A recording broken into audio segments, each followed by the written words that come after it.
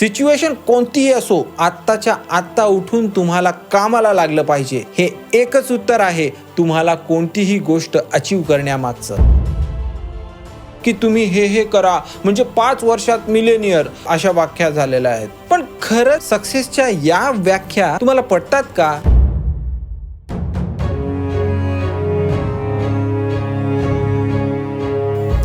नमस्कार मित्रहो, माझं नाव आहे ओमकार डांगे आणि विचार मंथन या सिरीजच्या या भागात तुम्हा सगळ्यांचं स्वागत आहे. मित्रहो, आपण या माणूस जन्माला आलोय.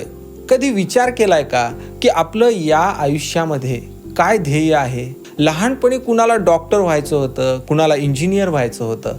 लहान असताना ज्या विचारांमधून या भावना आपल्या डोक्यात आल्या, त्यानंतर सो कॉल्ड कॉम्पिटिशन म्हणा किंवा आळस वगैरे, या गोष्टीमुळे आपली ती ध्येय मिळवणे कुठेतरी मागेच राहून जातं. मग आहे ते करिअर फॉलो करून आपण समाधान मानतो, ज्यात काहीच वावगं नाही आहे. पण कुठे कमी पडतो आपण कमी पडलो ती गोष्ट म्हणजे सातत्य. आपल्यात सातत्य नव्हतं.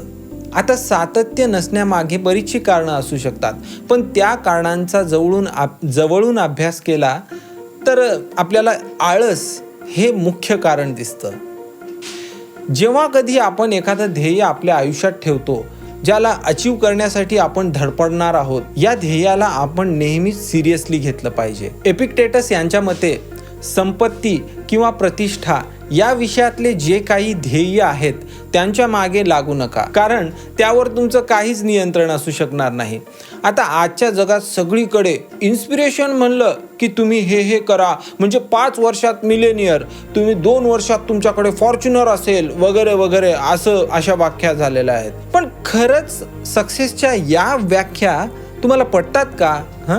एपिक्टेटस यांच्या मते या गोष्टींच्या मागे लागलो आणि एखाद्या वेळी तुम्हाला त्या मिळाल्याही तरीही तुम्ही सॅटिस्फाईड फील करणार नाही. म्हणजे त्या गोष्टी मिळण्याआधी त्या मिळवण्याचे आपण गुलाम असतो आणि मिळाल्यानंतर त्या गोष्टी सांभाळण्याचे आपण गुलाम बनून जातो. एपिक्टेटस यांच्या मते अशा गोष्टी तुम्हाला मिळाल्याही तरी तुमच्या खऱ्या आयुष्यात याच गोष्टीमुळे अडथळे निर्माण होतात, तुम्हाला त्रास होईल, तुम्ही निराश व्हाल आणि या सगळ्या गोष्टींसाठी तुम्ही देवांना किंवा आजूबाजूच्या लोकांना दोषी मानाल. पण खरे दोषी तर तुम्ही स्वतःच असाल. मग ध्येय असावी तरी कशी? आम्ही विजय तरी कसा मिळवावा? मित्रहो, खरा विजय मिळवायचाच असेल तर स्वतःवर मिळवण्याचा प्रयत्न करा.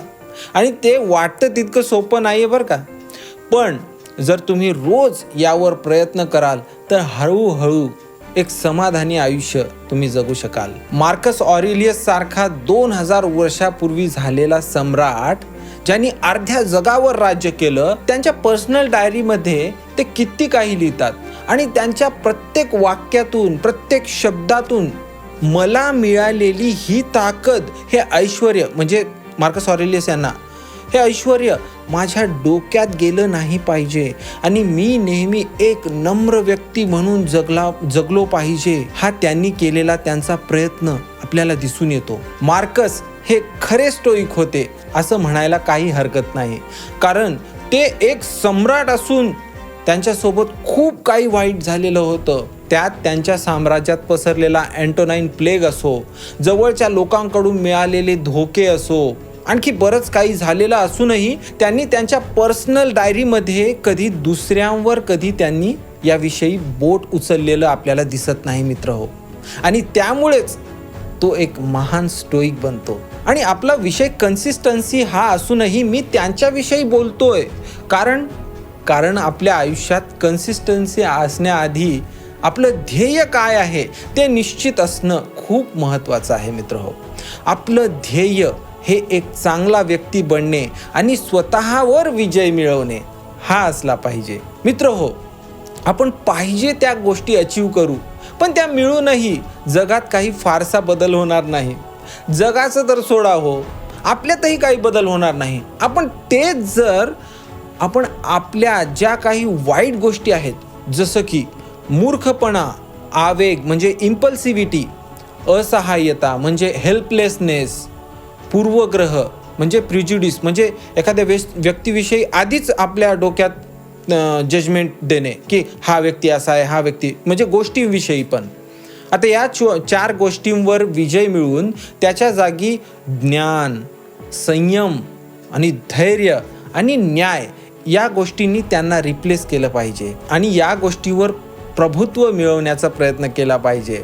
आणि असं केल्यामुळे नक्कीच एक आपण अर्थपूर्ण आयुष्य जगू शकू असं स्टोइक्स म्हणतात. तुमची ध्येय ठरवताना नेहमी तुमच्याकडून शक्य होणारी आणि तुम्हाला एक चांगला व्यक्ती बनवणारी अशीच ध्येय ठेवा.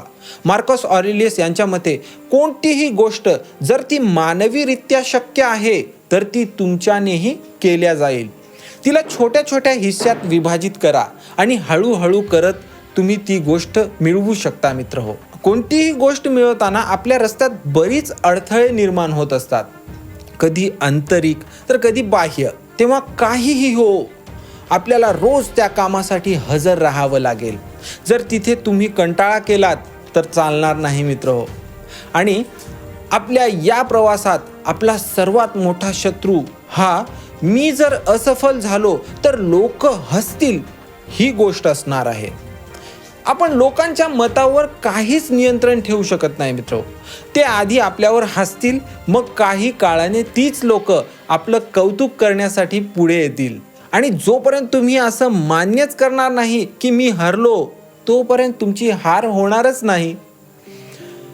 तुमचे प्रत्येक डिसिजन, निर्णय हे शांततेतून आले पाहिजेत. त्यामागे राग, जेलसी अशा भावनांचा प्रभाव नसला पाहिजे. रोज काम करणे आणि त्यातील सातत्य याने आपल्यात एक वेगळीच विनम्रता येते, जी विनम्रता एका सामर्थ्यातून आलेली असते. कारण आजचा दिवस कसाही असो, तुम्ही तुमची हजेरी लावताच.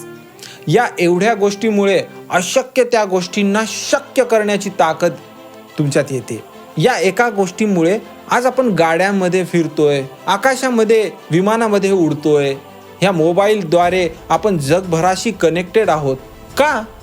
कारण कित्येक लोकांनी कित्येक वेळा त्यांच्या आळसावर विजय मिळवला आहे आणि त्यांनी या गोष्टी घडवून आणल्या आहेत, म्हणून हे शक्य झालेलं आहे मित्र. या गोष्टी करत असताना सुरुवातीचाच भाग हा थोडा अवघड जातो, कारण तिथे आपल्याला सवय नसते. पण जसं जसं आपल्याला आपल्या या आळसावर नियंत्रण मिळवण्याची सवय होऊ लागते, तसं तसं आपल्याला ह्या गोष्टी सोप्या होऊ लागतात. मी वेट लॉस करतानाही मला आधी व्यायाम करणे खूप अवघड जायचे. व्यायाम करण्याविषयी अज्ञानताही माझ्यात होती. पण नंतर हळूहळू मला कळू लागलं की माझ्याकडून काय चुका होत आहेत आणि मी स्वतः तसा बदल करतही गेलो आणि आज मला त्यामुळेच थोडंफार हेल्दी फील होतंय. यामागचं एकच कारण आहे आणि ते म्हणजे सातत्य. मला कितीही आळस आला असला तरी माझ्या व्यायामाला मी कधी चुकवत नाही आणि त्यामुळे मला माझ्या व्यायामामधल्या चुकाही कळत गेल्या आणि मी त्या सुधार करूनही आज थोडाफार का होईना हेल्दी जगतोय. आणि हे सगळं स्टोइक तत्वज्ञानामुळेच शक्य झालंय मित्रहो. सुरुवात नेहमी लहान सहान गोष्टींपासून करा मित्र, कारण या लहान सहान गोष्टींनीच आपण सगळं जग जिंकू शकतो. आणि या लहान सहान गोष्टींमुळेच आपल्याला आपलं काम करण्याचं ऑन द स्पॉट कारण मिळतं. आता म्हणजेच व्यायाम करायचा आहे तर फक्त एवढं वॉर्मअप करून मग पुढे बघूया. त्यासाठी सोफ्यावरून उठून म्युझिक लावून आपला वॉर्मअप सुरू करूया. ही गोष्ट निसर्गाकडेच बघा ना. निसर्ग किती सातत्याने त्याचं काम करतो. सूर्य किती दिवसांपासून सकाळी उगवतो, रात्री मावळतो. पक्षी, फुलं, पानं, बॅक्टेरिया, सगळे अणू, रेणू, सगळ्या गोष्टी रोज सातत्याने काम करत आहेत. मग आपण का नाही? आपण का आळस करायचं? आता या गोष्टी करत असताना आणखी एक गोष्ट सतावत असते, ते म्हणजे फ्युचरमध्ये कसं होईल याविषयीची अँक्झायटी. याविषयी तुम्ही ही गोष्ट लक्षात घेतली पाहिजे की ही जी अँक्झायटी आहे ती तुम्ही स्वतः निर्माण केलेली आहे. तुमच्या बुद्धीबाहेर तिचं काही एक अस्तित्व नाही आहे. मार्कस ऑरेलियस यांच्या मते तुम्ही फ्युचरवर कधीच डाऊट घेतलं नाही पाहिजे. जरी तुमचा फ्युचर एवढा अवघड असला तरी तेव्हा त्याच्याशी लढायला तुमच्या हातात हीच शस्त्रे असतील, जी शस्त्रे तुम्ही आता स्वतःवर डाऊट घेण्यासाठी वापरताय. सिच्युएशन कोणतीही असो, आत्ताच्या आत्ता उठून तुम्हाला कामाला लागलं पाहिजे. हे एकच उत्तर आहे तुम्हाला कोणतीही गोष्ट अचीव करण्यामागचं. मे बी तुम्ही या गोष्टींमध्ये सक्सेस मिळू शकणार नाही. मे बी तुम्हाला काही गोष्टी मिळवताच येणार नाहीत. जरी तसं असलं तरी तुम्हाला ते केलं पाहिजे, कारण ती जी प्रोसेस आहे ती करण्यात तुम्ही घडत असतात आणि त्या करण्याच्या प्रोसेसमधूनच तुमचं अस्तित्व तयार होत असतं. जर एखादा अंडा त्याच्या बाह्य बाजूने फुटला तर एक आयुष्य कमी होतं, पण तोच अंडा आतून फुटला तर एक आयुष्य अस्तित्वात येत असतं. त्यामुळे नेहमी प्रत्येक गोष्ट तुमच्या आतून येऊ द्या मित्रहो. धन्यवाद.